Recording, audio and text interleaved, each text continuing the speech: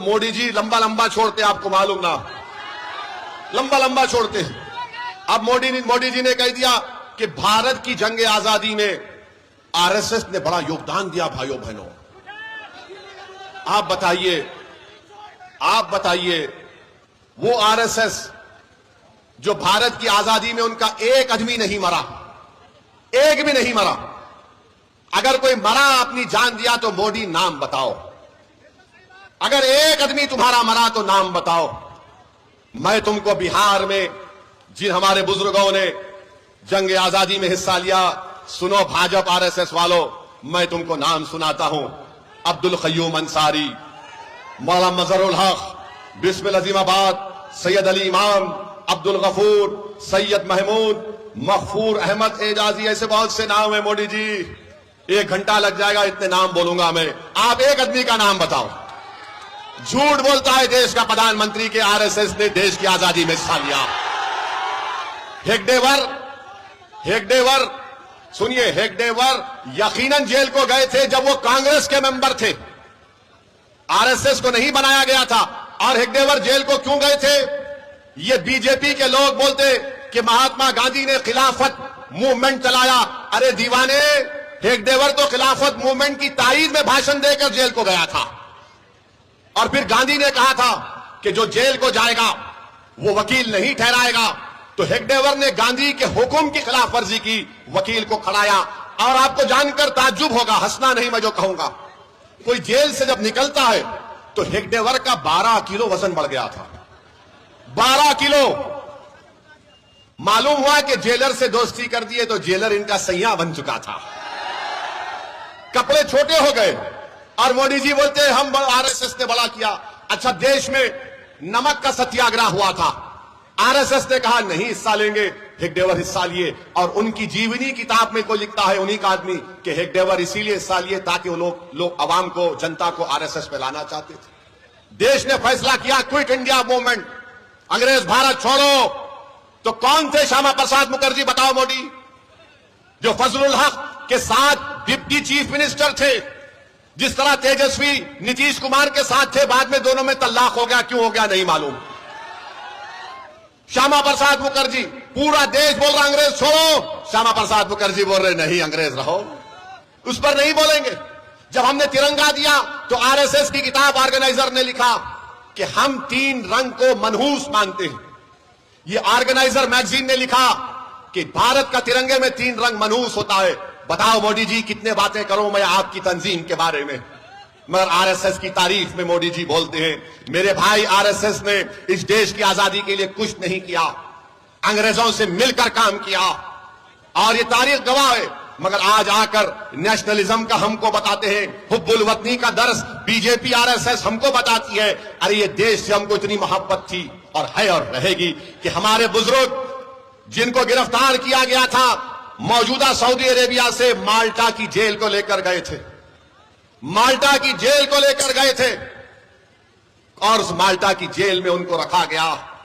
आज भी भारत से माल्टा की कोई डायरेक्ट फ्लाइट नहीं है। कौन थे हुसैन अहमद मदनी जो अपने शेख, अपने उस्ताद के साथ उस माल्टा की जेल में खुले मैदान में उनको रख दिया जाता था। आज भी डायरेक्ट फ्लाइट नहीं है माल्टा से। उन्होंने वहां जेल में गुजारी, मसाइब गुजारे। अरे कौन ये लोग, तुम आज हमको उंगली उठाते हो। मौलाना अबुल कलाम आजाद ने क्या किया, जौहर बरदरान ने क्या किया।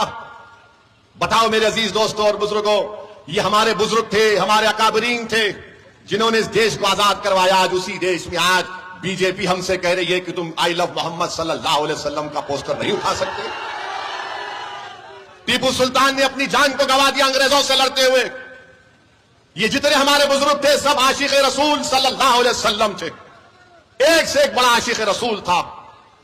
और आज हमको कह रहे हैं कि तुम आई लव मोहम्मद का पोस्टर नहीं उठा सकते। मोदी जी 2018 में आपने केरला के एक आर्टिस्ट के पोस्टर की तारीफ की थी, वो तारीफ सही थी। और आज हम हमारे रसूल, हमारे नबी का पोस्टर उठाते हैं खाली, उसमें कोई संविधान के खिलाफ बात नहीं, उसमें कोई हिंसा की बात नहीं। वो तो मेरा अकीदा है, वो तो मेरा दीन है, जो भारत के संविधान की दफा 25 और 19 मुझे इस बात की इजाजत देता, मेरा फंडामेंटल राइट है। और उत्तर प्रदेश में जहां पर बीजेपी की सरकार है, गरीबों ने अपने घर पर कागज पर लिखकर लगाया तो जालिम हुकूमत ने उन दीवारों से उस पोस्टर को निकलवा दिया। अरे याद रखो, सोवियत यूनियन था जिसने मदरसों को बंद कर दिया। दुनिया ने देख लिया कि सोवियत यूनियन खत्म हो गया, मदरसे आज भी आबाद है। तुम आज वो पोस्टर निकालकर समझ रहे हो कि हमारे दिलों से, हमारे वजूद से, हमारी सोच और फिक्र से हमारे रसूल की मोहब्बत कम हो जाएगी। नहीं होगी। न भारत से मोहब्बत कम होगी, न मोहम्मद सल्लल्लाहु अलैहि वसल्लम से मोहब्बत कम होगी। दुनिया खत्म हो जाएगी मगर मोहम्मद सल्लल्लाहु अलैहि वसल्लम का नाम रहेगा। मेरे अजीज दोस्तों और बुजुर्गों, मैं आपको बताने आया हूं कि ही बीजेपी ने नीतीश कुमार के साथ मिलकर, चिराग पासवान के साथ मिलकर, कुशवाहा साहब के साथ मिलकर, चंद्रबाबू नायडू के साथ मिलकर, कुमारस्वामी के साथ मिलकर एक ऐसा काला कानून बनवाया, वक्फ का काला कानून। और उस कानून के जरिए बीजेपी, आरएसएस, नीतीश कुमार जिस जमीन का मालिक, जिस मस्जिद का मालिक, जिस दरगाह का मालिक, जिस खानखा का मालिक अल्लाह है, ऐसे कानून से उसको छीनना चाहती है। भारत की पार्लियामेंट गवाह है कि हमने जब कानून को भारत की पार्लियामेंट में लाया गया, दोनों मर्तबा मैंने भारत के संविधान का, सुप्रीम कोर्ट के फैसलों का हवाला देकर उस वक्फ तरमीमी कानून की कानूनी दलाइल को सामने रखकर उसकी धज्जियां उड़ाई और मोदी के आंख में डालकर कहा, यह कानून को मैं फाड़ता हूं, यह भारत के संविधान के खिलाफ है। मेरे अजीज दोस्तों और बुजुर्गों, हम एक ऐसे माहौल में हैं, मैं आपसे अपील कर रहा हूं कि अपने के कोर्ट का सही इस्तेमाल करिए। हमको इन ताकतों को हराना है जो भारत को कमजोर करना चाहते हैं, जो भारत के संविधान को कमजोर करना चाहते हैं। मेरे अजीज दोस्तों और बुजुर्गों, सोचिए थोड़ी देर के लिए, ये लड़ाई जो अवैसी और अख्तरुल ईमान लड़ रहे हैं, ये नौजवानों की लड़ाई लड़ रहे हैं। बिहार में करीब 60% आबादी 25 साल से कम उम्र नौजवानों की है। आप इनके चेहरों को देखकर वोट डालो, इनके मुस्तकबिल को सामने रखकर वोट डालो। बुजुर्गों, आपने अपनी जवानी बर्बाद कर दी इन जालिमों के पीछे, मगर अपने बच्चों की जवानी को बचा कर रखो ताकि हम एक ताकतवर कौम बनकर उभरे मुस्तकबिल में। नौजवानों, तुम्हारी भी जिम्मेदारी है कि अपने के कोर्ट का सही इस्तेमाल करो। मजलिस के परचम और मजलिस के पतंग छाप पर बटन दबाओ ताकि इन लोगों को मालूम हो जाए कि आप एक तब्दीली लाना चाहते हैं मिथिलांचल में, आप एक सियासी लीडरशिप यहां पर बनाना चाहते हैं। आप बनाएंगे अपनी लीडरशिप को, आप बनाएंगे अपनी लीडरशिप को। क्या आप पतंग छाप पर वोट देंगे इंशाअल्लाह? तो अल्लाह हम तमाम की नियतों के मुताबिक कामयाबी दे। बहुत बहुत शुक्रिया। विधानसभा के कई असेंबली के इंतखाबात हो गए, मैं आपको ये बात बता रहा हूं, याद रखिए, भारत की जमहूरियत की, लोकशाही की एक तल्ख हकीकत यह है कि जिसके पास उसका सियासी नेता होगा उसी से इंसाफ किया जाएगा, बल्कि उसी की कदर की जाएगी, उसी को मुकाम दिया जाएगा, उसी को उसका हक दिया जाएगा। अगर आप ये समझेंगे कि हम 19% बिहार में हैं और उसके बावजूद भी हमसे इंसाफ नहीं किया जाता, तो मेरे भाई, मुझे एक सच्चाई को कहने दीजिए। ये तल्ख बात जरूर है, मगर सच्चाई ये है कि हम सिर्फ वोट डालने वाले बनकर रह गए, हम शहरी नहीं बन सके। हम सिर्फ चुनाव के वक्त उठकर वोट डालते हैं, उसके बाद हम अपने गांव, अपने शहर, अपना जिला, उसकी तरक्की के बारे में, उसमें स्कूल कॉलेज को लाने के लिए जो सैलाब से जमीन कट जाती है, उस एम्बैंकमेंट का काम करवाने के लिए, हमारे बच्चों की तालीम को मुकम्मल करवाने के लिए हमारे पास कोई आवाज उठाने वाला नहीं है। और यही वजह है कि हम सिर्फ वोट डालने वाले बन गए। अगर आप शहरी बनेंगे, जब आप शहरी बनेंगे तो आपको अपने हुकूक पूरे आपको मिलेंगे। मगर अफसोस यह है कि हम सिर्फ, कभी हमको कोई आकर एक सेकुलरिज्म की बात कर देता है, हम वोट दे देते हैं। कभी आकर कोई कहेगा कि फिरका परस्ती को शिकस्त दे दीजिए, हम उसको वोट दे देते हैं। मगर बताइए, हमने हर महाज पर, हर इशू के ऊपर, हर मुद्दे के ऊपर आप और हमने मिलकर वोट दिया, बताइए हमने क्या हासिल किया? मेरे अजीज दोस्तों और बुजुर्गों, भारत की पार्लियामेंट में मुसलमानों की आबादी के लिहाज से कम हमारे 50 से 55 MP जीत कर आना चाहिए था। मगर आज भारत की पार्लियामेंट में कितने हैं? 22 या 23 उतने पार्लिमान हैं। अगर आज भारत की पार्लियामेंट में 50 से ज्यादा मुस्लिम अराकीन पार्लिमान होते, अगर मजलिस इत्तेहादुल मुस्लिमीन का एक MP नहीं होता, बल्कि मेरे साथ अगर अख्तरुल ईमान और इम्तियाज जलील साहब होते, आप अपने दिलों पर हाथ रखकर मेरी इस बात को सोचिए कि क्या नरेंद्र मोदी ऐसा कानून बनाता जिससे वक्फ की जायदादों को हमसे छीन सकता था क्या? मेरे भाई, आप नहीं में जवाब तो जरूर दे देंगे। मेरे भाई, आप नहीं में जवाब जरूर दे रहे हैं, मगर बताइए क्या ये जवाब इतना काफी है कि हम नहीं बोल दें? मेरे दोस्तों, हमको और आपको अपना महासेवा करना है, एक तब्दीली को पैदा करना है। हमको अपने वोट से अपने नेता को कामयाब करना है। और याद रखिए, मिथिलांचल की सरजमीन पर बसने वाली, इस तारीखी सरजमीन पर बसने वाली जनता के दरमियान मैं खड़े होकर कह रहा हूं, नेता तुम्हारे दरमियान से बनेगा। कोई नेता आसमान से नहीं आएगा, कोई जमीन के अंदर से निकलकर नहीं आएगा। एक मामूली सी आदमी को आपको अपना नेता बनाना पड़ेगा।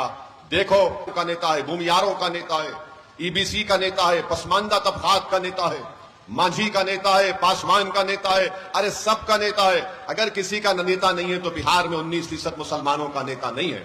ये सच्चाई है, इसको आपको कबूल करना पड़ेगा। और अगर कोई ये दिमाग में अपनी बात डालकर सोचता है, अरे भाई ये ओवैसी क्या कह रहा है, कैसा हम अपना नेता बनाएंगे? अरे जैसा उन्होंने बनाया वैसा आपको बनाना है। हम भी उन्हीं की तरह इंसान हैं, मगर हम में और उनमें फर्क यह है कि वो अपने नेता को बनाने के लिए, अपनी सियासी लीडरशिप को बनाने के लिए एक हो जाते हैं और एक होकर अपना वोट पूरा उस नेता की कामयाबी के लिए इस्तेमाल करते हैं। और हमारा मामला यह है कि जैसा मजलिस उम्मीदवार खड़ा करेगी तो हम हमारे ताल्लुक से बोलना शुरू कर देंगे, अरे ये हैदराबाद से आया है। हां, मैं हैदराबाद से आया हूं, कोई चांद से नहीं आया हूं। और जब आ गया हूं तो कोई माइका लाल मुझे बिहार से नहीं बाहर भिजा सकता। और जहां पर हम आते हैं वहां पर अपनी जमात के परचम को लहराकर जाएंगे इंशाअल्लाह ताला। और अफसोस की बात की है कि इल्जाम लगाने वाले हमारे ही भाई हैं। एक साहब है राजद के, अल्पसंख्यक समाज के कोई नेता उनको बना दिया गया।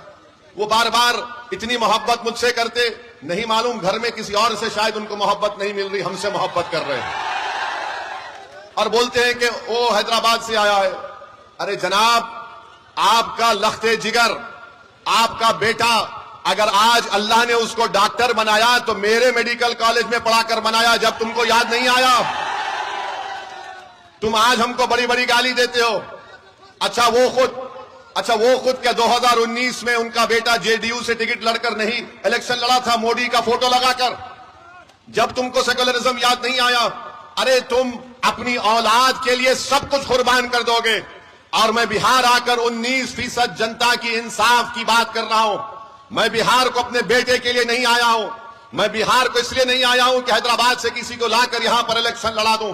मैं बिहार को इसलिए नहीं आया हूं कि यहां पर वोट हासिल करके, जिस तरह वो हमारे 4 एमएलए अपना जमीर बेचकर बेईमान साबित हुए, वो अपना जमीर बेच देंगे। अरे मैं यहां पर आया हूं तो 19% जनता को एक नेता बनाने के लिए, और ऐसा नेता बनाने के लिए जो ना राजद से डरेगा, ना मोदी से डरेगा, ना नीतीश से डरेगा, बल्कि सिर्फ अल्लाह से डरने वाला होगा।